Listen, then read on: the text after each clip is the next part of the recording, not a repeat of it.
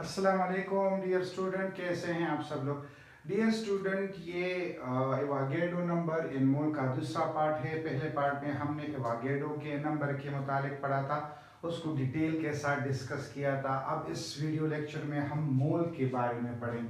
Dear student, मैंने board में एक स्टेटमेंट, एक फ्रेज लिखी है जिसमें मैंने कहा है कि most easy but confusing topic. ये मोल सबसे आसान टॉपिक है और ये एक ऐसा टॉपिक है, एक ऐसा कंसेप्ट है जो केमिस्ट्री में तकरीबन हर एक टॉपिक के साथ इसकी कोई इस्तेमाल है या रिलेटेड है। लेकिन ये बहुत कंफ्यूजिंग है क्योंकि बुक में उसको बहुत तरीकों से डिफाइन किया गया है। लेकिन सबसे आसान तरीका ये है कि ये फंडामेंटल जो 7 फंडामेंटल क्वांटिटी है उसमें एक क्वांटिटी हमारे पास अमाउंट ऑफ सब्सटेंस भी है, यानी अमाउंट ऑफ सब्सटेंस। ठीक है, यानी किसी भी प्योर सब्सटेंस की अमाउंट को मेजर करने के लिए हमारे पास एक यूनिट है जिसे हम मोल कहते हैं। सबसे पहली इंफॉर्मेशन तो ये है। ठीक है डियर स्टूडेंट, हम अपनी डेली लाइफ में बहुत सारे, एक लफ्ज में लिखता हूं काउंटिंग यूनिट। डियर स्टूडेंट, आप इसको अच्छी तरह समझ ले। काउंटिंग यूनिट,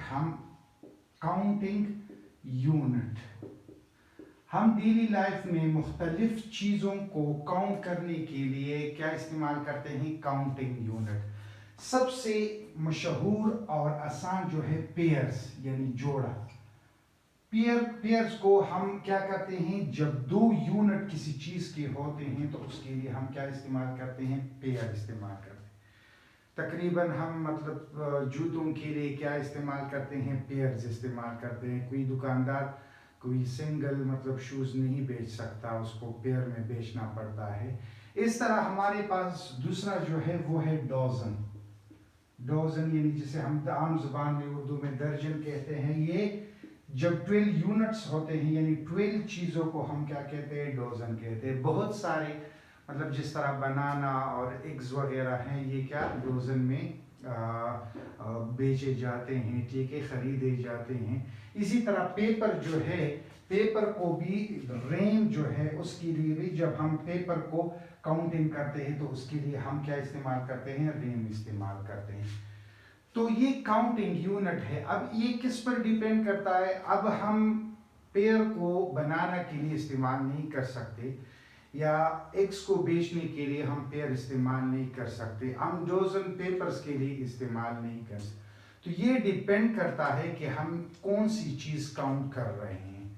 ठीक है, अब जब चूंकि हम केमिस्ट्री को पढ़ रहे हैं तो केमिस्ट्री में भी हमारा ताल्लुक बहुत सारे ऐसे, हमारा ताल्लुक किसके साथ है? हमारा ताल्लुक एटम के साथ है। ठीक है, एटम मॉलिक्यूल के साथ है, आयन के साथ है। ठीक है, आयन के साथ है, फार्मूला यूनिट के साथ, यानी इन चीज़ों के साथ हमारा वास्ता होता है और इन चीज़ों की काउंटिंग होती है।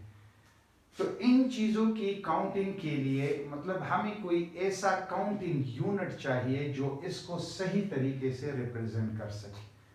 ठीक है, तो इसके लिए साइंसदानों ने मोल का जो कंसेप्ट है वो क्या कर लिया?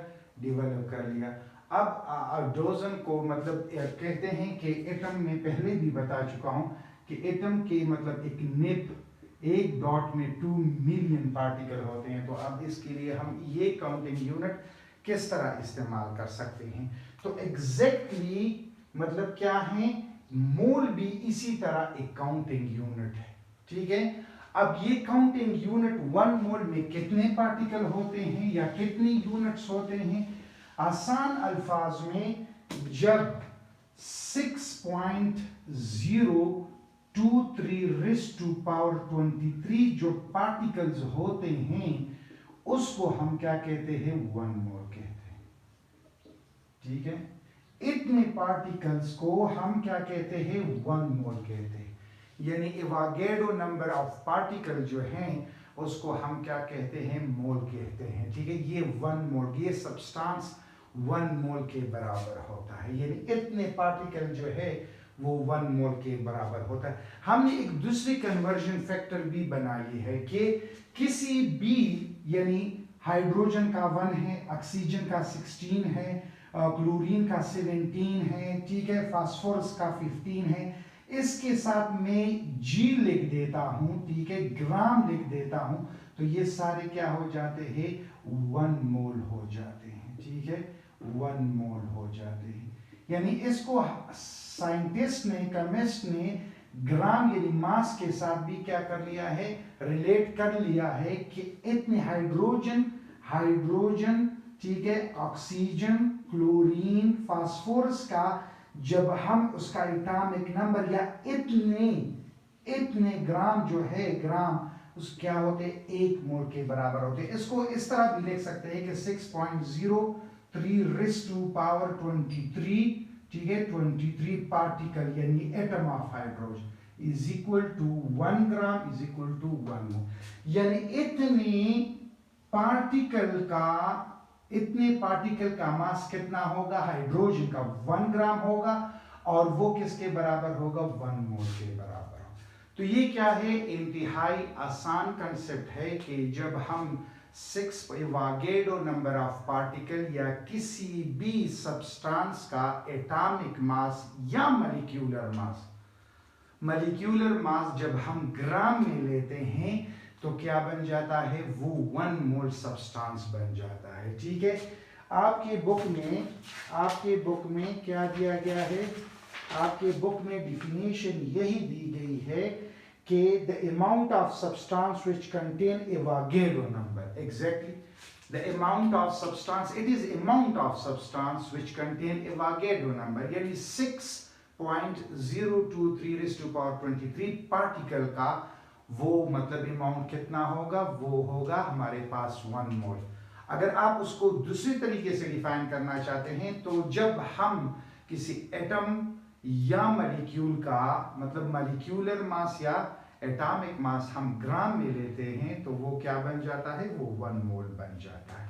तो ओवरऑल डिस्कशन ये हो गई कि इतने पार्टिकल का, हाइड्रोजन के इतने पार्टिकल का क्या होगा, मास 1 ग्राम होगा और वो 1 मोल के बराबर। लेट्स सपोज आप वाटर की मॉलिक्यूल, ठीक है, तो मॉलिक्यूल का, वाटर का मॉलिक्यूलर मास क्या है, मॉलिक्यूलर मास ये है कि 18 ग्राम, ठीक है, ऑफ H2O। ये मास 18 ग्राम कितने पार्टिकल के बराबर होगा, 6.023 रेज़ टू पावर 23, और ये किसके, 1 मोल के बराबर होगा, ठीक है, 1 मोल के बराबर हो। तो असल में ये क्या है, ये मोल और Avogadro number at the end में थोड़ी सी मतलब आपको एक्स्ट्रा इंफॉर्मेशन दे दूं, शायद आपकी कंसेप्ट भी अच्छी तरह क्लियर हो जाए।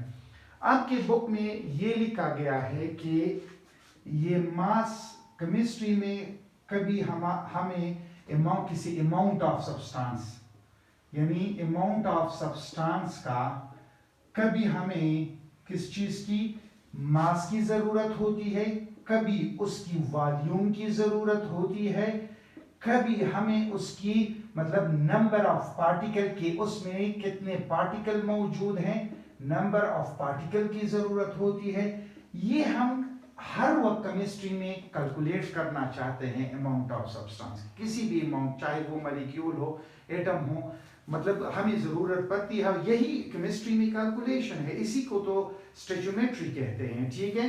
तो हम ये मालूम करना चाहते हैं, तो ये मालूम करने के लिए हमें मोल और एवोगाड्रो नंबर जो है ये रिक्वायर होते हैं। इसके बगैर हम ये कैलकुलेट नहीं कर सकते। तो हम ये मतलब इन पूरी डिस्कशन का मतलब ये है कि ये एक ब्रिज है, ये दोनों क्या है, एक ब्रिज का काम देते हैं। इट लिंक्स ये मास को वॉल्यूम के साथ, वॉल्यूम को पार्टिकल के साथ, पार्टिकल को वॉल्यूम के साथ, और वॉल्यूम को मास के साथ क्या करता है मतलब कन्वर्ट करता है, लिंक करता है। ये एक ब्रिज का काम है, ठीक है। आप मास से नंबर ऑफ पार्टिकल मालूम करना चाहते हैं तो पहले आप मोल को मोल में कन्वर्ट करेंगे, मोल को आपके फिर नंबर ऑफ पार्टिकल में कन्वर्ट करेंगे, और वाइस वर्सा, मतलब एक दूसरे में कनेक्शन जो है वो कौन पैदा करता है, मोल और एवोगाड्रो। आगे हम केमिकल क्या करेंगे, कैलकुलेशन करेंगे और फिर उसमें आपको क्लियरली पता चल जाएगा कि ये दोनों क्या इज अ ब्रिज का काम देते हैं, इनकी कन्वर्जन में ये इज अ ब्रिज का काम, इज अ लिंक का काम देते हैं। तो ओवरऑल हमारी डिस्कशन मोल और एवोगाड्रो नंबर के मुताबिक ये हो गई कि 1 मोल ऑफ सब्सटेंस में 6.0 रेज़ टू पावर 23 पार्टिकल्स होते हैं और ये 6.0 रेज़ टू पावर 23 पार्टिकल का जो मास होता है वो उसके मोलर मास के बराबर होता है। ठीक है, तो ये पूरी क्या है डिस्कशन है। इंशाल्लाह इसके बाद इसी एवोगाड्रो नंबर और मोल पर हम केमिकल कैलकुलेशन पढ़ेंगे और जो कंफ्यूजन होगी मेरे ख्याल में वो उसमें भी क्लियर हो जाएगी। तो ये एक कंप्लीट लेक्चर है किसके, एवोगाड्रो नंबर और मोल के मुतालिक। इसके मुतालिक अगर आपकी कोई भी कंफ्यूजन हो तो आप मुझे कमेंट सेक्शन में पूछ सकते हैं। Thank you.